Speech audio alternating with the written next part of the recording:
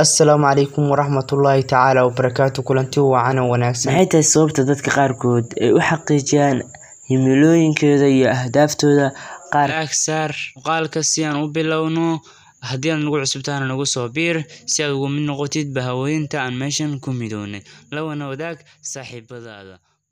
Qaar kalena ay ugu guuldareystaan xaqiijinta himilooyinkooda iyo ahdaaftooda. Taas macnaheedu waxay tahay in dadka aan guuleysan xaqiijin himilooyinka iyo ahdaaftooda ay yihiin qaar aan doonin inay guuleystaan oo nolol fiican ku noolaadaan. Dabcan maya. Haddaba maxay tahay faraqa u dhexeeya labadan qolo? Aadamka ku nool dunidan laga bilaabo ilaa markii Ilaahay abuuray waxay ka midaysan yihiin 4 shay. Dareemayaasha shanta ah: aragga, maqalka, dhadhanka, urta iyo taabashada. Waqtiga ruux kastaaba wuxuu haystaa 1440 daqiiqo ama 24 saac maalintiiba. Fikirka oo dhan way ka midaysan yihiin fikirka, maxaa yeelay Ilaahay ayaa inoogu deeqay caqliga iyo awoodda fikirka. Tamarta, taasoo uu fikirku dhaliyo. Dadka oo dhan way leeyihiin tamar iyo awood. Haddaba maadaama ay dadka ka siman yihiin lahaanshaha 4tan shay ee muhiimka ah, haddana maxay u kala hormaraan? Su'aashan jawaabteeda waxay tahay ruux kastaaba wuu doonayaa horumar iyo guul, laakiin jidka ay guusha u marayaan ayaa kala duwan. Ruuxa guuldareystay wuxuu marayaa dariiq qaldan oo uu moodayo inuu guul iyo raynrayn ku gaadhayo. Waxaa suuragal ah inaad aragto arday aan xil iska saarin waxbarashadiisa oo xataa aan madrasadii aadin.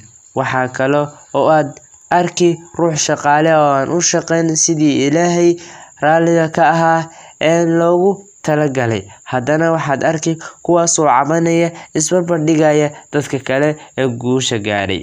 Amase waxaad arki iyaga oo duraya, wax ka sheegaya ama ceebeynaya dadka qaarkood ee horumarka sameynaya.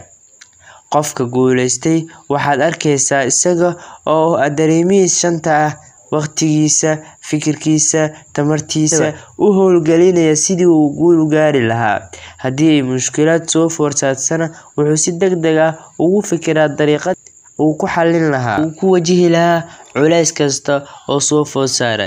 Ilaahayna talada ayuu saaranayaa, had iyo jeerna wuxuu raali ku yahay wixii Ilaahay siiyay. Dadka kale ee guuldareystaana had iyo jeer waa xaasidiin, waxayna dafiraan wixii Allah subxaanahu wa tacaala siiyay ee nimco ah. Kelmadda raali ahaanshaha waxaan ula jeedaa ruuxu inuu raali ku noqdo wixii Ilaahay siiyay, halkaana uu ka bilaabo horumarinta nafsadiisa. Haddii aad rabtid inaad naftaada maamushid, marka hore adigu garo waxaad tahay. Cilmiga aad baranaysidna ku dadaal, shaqada aad haysatidna si wanaagsan uga shaqeey. Wax walbo haysatidna ku qanac. Wixii Allah subxaanahu wa tacaala ku siiyay oo nimcooyinka ku qanac. Mar walbana dheh alxamdulillaah. Haddaba waxaa inoo ballana innaga oo guuleysanana kuna guuleysana wadada saxda ah. Insha Allah qaybta xigta waxay inoo bilaaban doontaa sheekada qaybteedii koowaad kii goobay wadada guusha. Haddii aad nagu cusub tahay nagu soo biir. Hada wabillahi tawfiiq. Assalaamu calaykum waraxmatullaahi.